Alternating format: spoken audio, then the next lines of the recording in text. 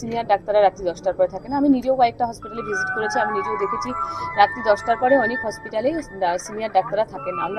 আমরা বলেছি যে প্রত্যেকটা ডাক্তার সিনিয়র ডাক্তারকে 10টার পরে থাকতে হবে। আমরা অলরেডি সেই পলিসিগুলোকে আমরা তাড়াতাড়ি সেগুলোকে পাঠাবো সমস্ত।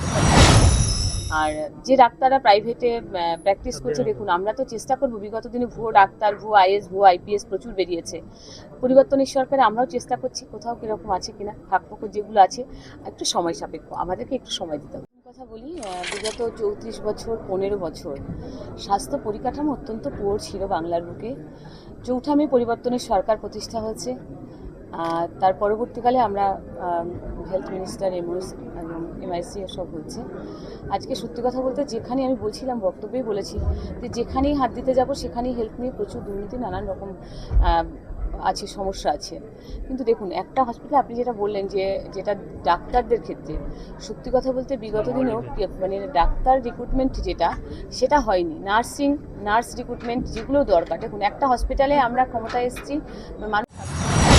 আমরা বার্তা দেবো নিশ্চয়ই থাকুন। এই যারা ভুয়ো ডাক্তার আছে বা যারা ওই যে বললাম না দালাল চক্র, যে ব্যাপারটা আমরা বারবার বলেছি, আমরা চাই সরকার এমন একটা সরকার তৈরি হোক, বাংলার বুকে তৈরি হতে চলেছে এবং হচ্ছে, যে সরকার যেন মানুষ না, আমরা এই সরকারকে ভরসা করি, বা স্বাস্থ্য পরিকাঠামোর ক্ষেত্রে যে আমি প্রথমে বললাম যাতে অন্য স্টেটে চলে যাচ্ছে সেটা যাতে না হয়, সেদিক থেকে স্বাস্থ্য দপ্তর আমরা ভীষণ বদ্ধপরিকর, যে যাতে এই দালাল চক্র থেকে আমরা বাংলাকে মুক্ত করব।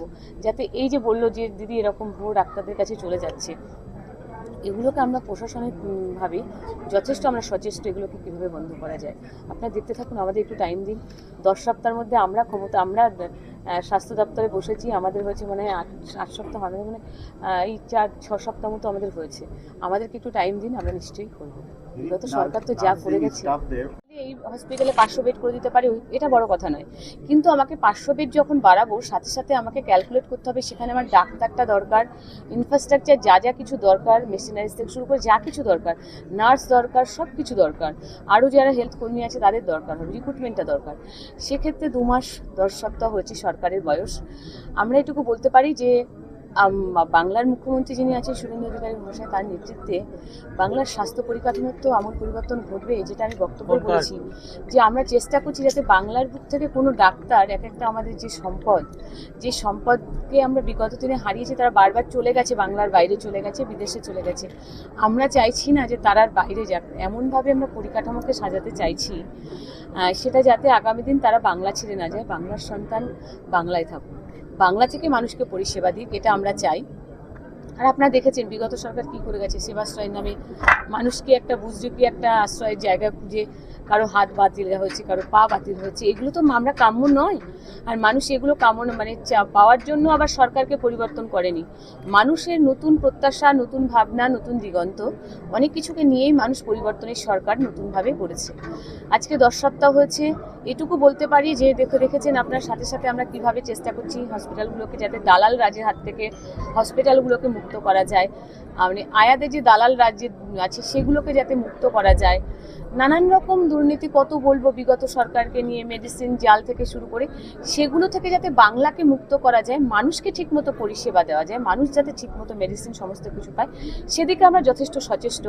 এবং কন্ট্রোল রুম খোলা হয়েছে, আমি বলছিলাম, বক্তব্য বলেছি, এবং এটা বাংলার মুখ্যমন্ত্রীও বলেছি। এবং প্রত্যেকটা জায়গায়, শুধু তাই নয়, যে হসপিটালগুলোতে রুগীর পরিবার আসলে আমরা চেষ্টা করছি নার্সিং যে দেখবে তার হাতে যাতে একটা ব্যান্ড থাকে, রোগীর পরিবারের হাতে যাতে কোন নার্সিং কে দেখছে, যাতে দেখুন একটা হসপিটালে কেউ গেল, নিশ্চয়ই সে বারবার সে হসপিটালে আসবে না, তার পরিবারের লোকও বারবার আসবে না। পেশেন্ট ভালো হয়ে গেলে ন্যাচারালি সে ফিরে যাবে।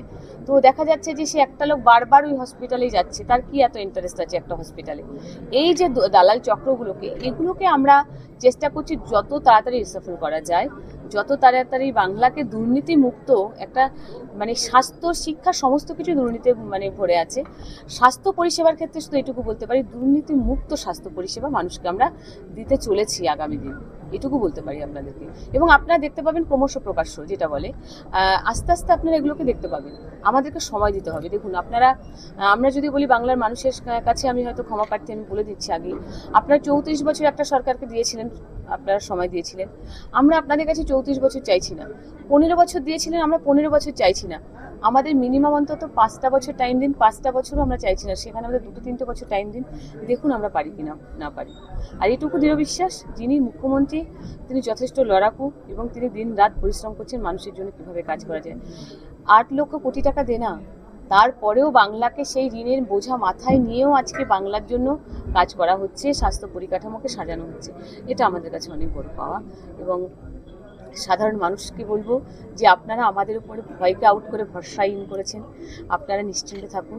যে সরকারকে আপনারা পরিবর্তনের সরকারকে বাংলায় প্রতিষ্ঠা করেছেন, ভরসা করেছেন, আমরাও আপনাদের উপরে ভরসা রেখেই নিশ্চিন্তে থাকুন, সেই পরিষেবাটা আপনারা পাবেন। আমরাও চাই আপনারা আমাদের উপরে আরেকটু ভরসা রাখুন। স্টাফ অবশ্যই আমরা নার্সিং রিক্রুটমেন্ট করবো। এখন বর্তমানে বাংলায় আমাদের 60,000 সামথিং আছে নার্স যা আছে, তো তাতে হবে না, হয়নি। আর বিগত দিনে সরকারও রিক্রুটমেন্ট করেনি। আমরা চেষ্টা করছি সেগুলোকে খুব শীঘ্রই আপনারা দেখতে পাবেন রিক্রুটমেন্ট হবে। সত্যিই তো একটা নার্স যিনি আছেন তার পক্ষে তো সম্ভব না 24 ঘন্টা ডিউটি করা। আমরা খুব তাড়াতাড়ি সেগুলোকে করবো।